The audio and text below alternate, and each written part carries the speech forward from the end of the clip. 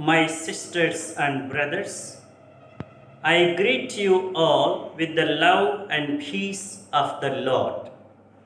I invite you to meditate together with me on the Holy Word of God of 14th April 2021.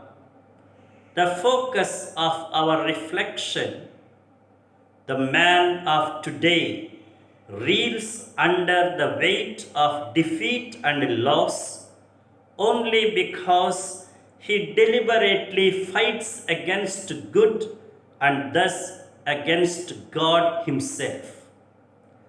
The Jewish authorities were not fools or ignorant. They knew very well that the apostles were authentic witnesses to Jesus Christ. If only a little open and humble, they would also know that Jesus Christ is the life, the truth, and the light. They would know that it is the very power of God that was acting in and through the apostles.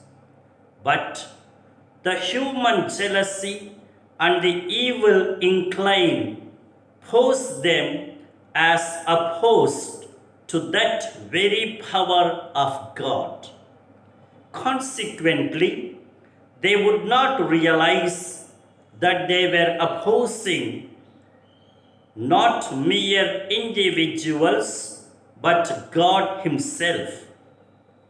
God brings them to their senses again and again that no stone walls of a prison, no chains of threat and persecution could restrain the apostles from preaching Christ openly and publicly.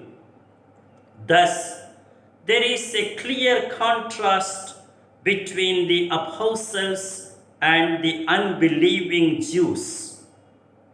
The apostles believe and experience the saving love of God through Jesus, who offers to the sin-laden humanity life, truth, and light leading to salvation. They receive the life and live the life of God.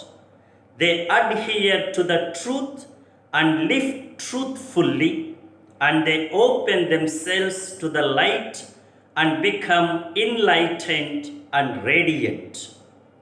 On the contrary, the obstinate Jews refuse God's life and become lifeless spiritually.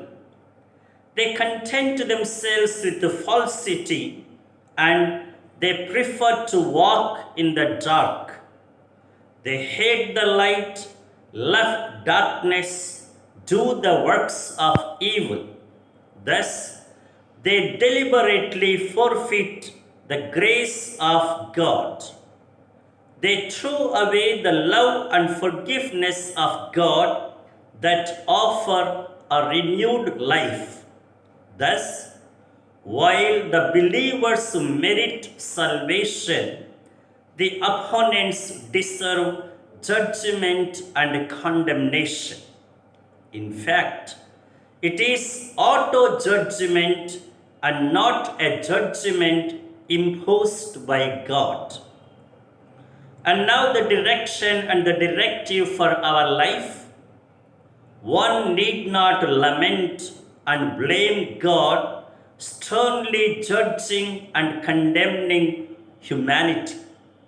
It is, in fact, an auto-judgment and condemnation in all freedom and choice.